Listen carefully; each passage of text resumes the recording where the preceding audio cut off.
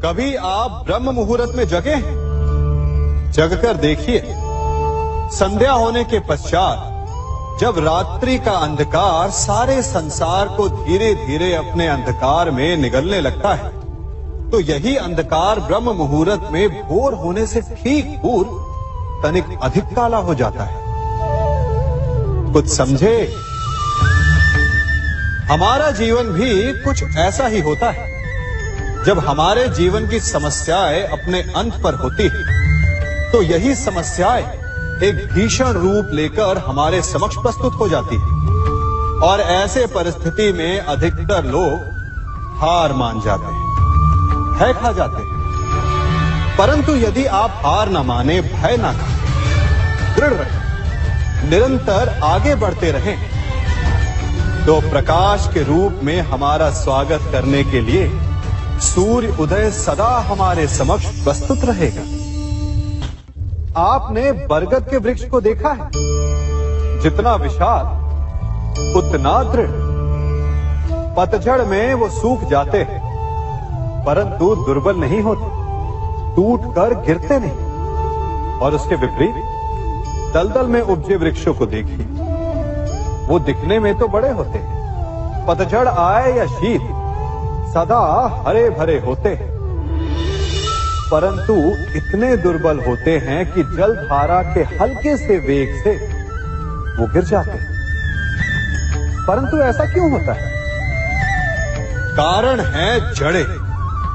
जिसकी जड़ें दृढ़ भूमि में है, वो हर चक्रवात, हर ऋतुओं को सह लेता है, और जिसकी जड़ें दलदल में है, वो स्वयं की जड़ों को दुर्बल बना लेता है। कुछ ऐसा ही मनुष्य भी होता है, जो अधर्म, कुकर्म और असत्य की धरा पर उपजा है। वो समय की एक मार भी नहीं सह पाता, और जो मनुष्य सत्य, धर्म की धरा पर उपजा है, वो हर समस्या से अविचलित हो जाता है। अब आप पर निर्भर करता है कि आप क्या बनना चाहते हैं। हमारे जीवन में मित्र और शत्रु बड़ा महत्व रखते हैं। यदि गंभीरता से सोचा जाए तो ऐसा कोई क्षण नहीं जब हम अपने मित्रों के बारे में ना सोचते हो या फिर अपने शत्रुओं के बारे में। हमारा हर कार्य या तो हमारे मित्रों के हित के लिए होता है या फिर हमारे शत्रुओं के अहित के लिए। हम हर स्थान या तो अपने मित्रों के साथ होते हैं या फिर अपने शत्रुओं के साथ। कोई नहीं चाहता कि उनका शत्रु प्रसन्न रहे। हर कोई अपने शत्रु को नष्ट कर देना चाहता है, और ऐसा करने के लिए वो हर संभव प्रयास करता है। उसे आर्थिक, मानसिक और शारीरिक हानि पहुंचाने का प्रयास करता है। परंतु यदि मैं आज आपको ऐसा मंत्र सिखाऊं जिससे आप अपने शत्रु को सदा के लिए नष्ट कर दे तो, और वो मंत्र है मित्र बनाना।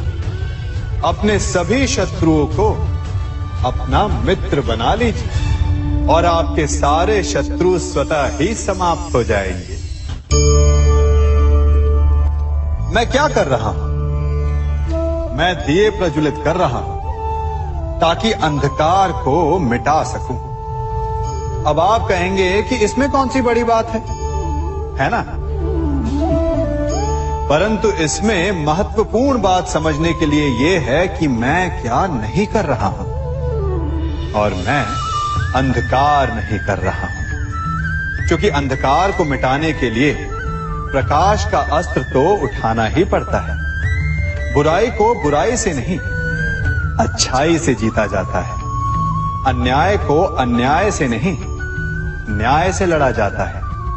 क्रोध को क्रोध से नहीं, क्षमा का साथ लेना होता है। ठीक उसी प्रकार एक लोहा लोहे को काटता है, परंतु एक ठंडा लोहा ही गर्म लोहे को काट सकता है। इसलिए यदि आपको अपने जीवन में विजयी होना है, तो अपने शस्त्रों को, अपने अस्त्रों को सोच समझ कर उठाइए, क्योंकि एक अनुचित सोच परिणाम पर भारी प्रभाव डाल सकती है। आप सब सोच रहे होंगे कि ये क्या मैं करने लगा। मैं इस पौधे को जड़ से उखाड़ रहा हूं। आश्चर्य हो रहा है ना कि एक पौधे को उखाड़ना या काटना ना केवल एक अपराध है अपितु पाप भी है। तो फिर मुझे ऐसा करने की क्या आवश्यकता पड़ गई? क्योंकि कई बार विनाश ही सृजन तक पहुंचाता है। यदि नया भवन बनाना हो तो पुराने भवन को गिराना पड़ता है। व्यवस्था को परिवर्तित करने के लिए क्रांति लानी पड़ती है।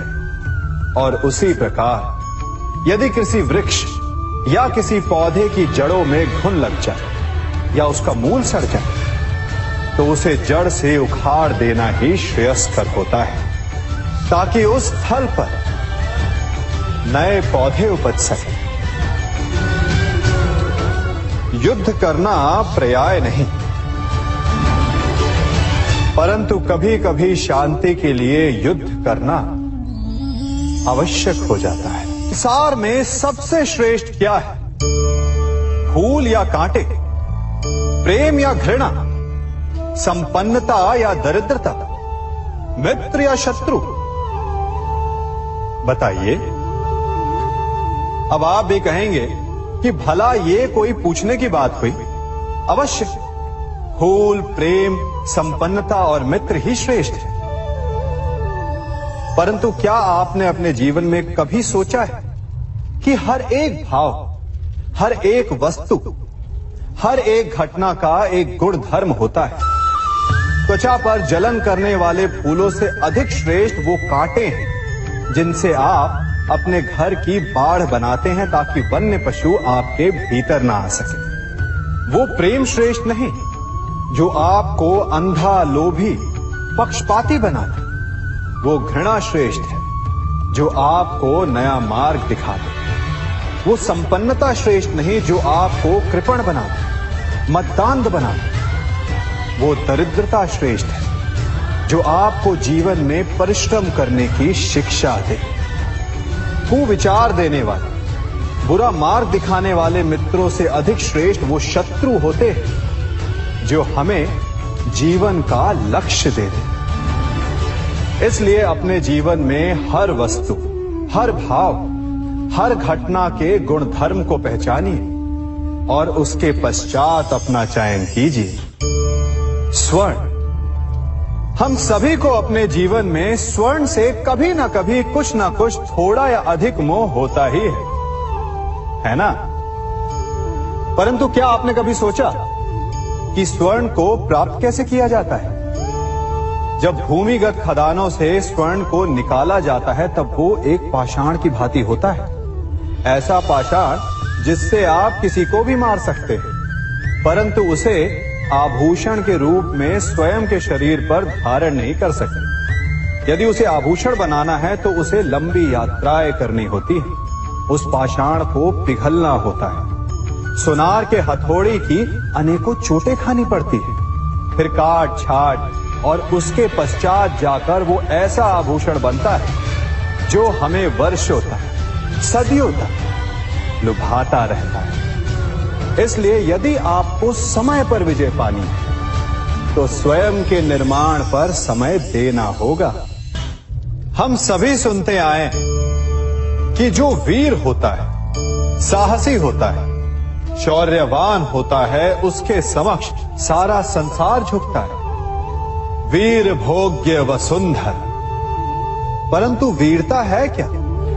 शौर्य क्या है? साहस क्या है? साहस युद्ध नहीं, वीरता विजय नहीं, शौर्य कभी ना गिरना नहीं। साहस किसी चुनौती के समक्ष खड़े होने का भाव है, तो वीरता उस चुनौती को उत्तर देने के लिए पूर्ण परिश्रम लगा देना है। और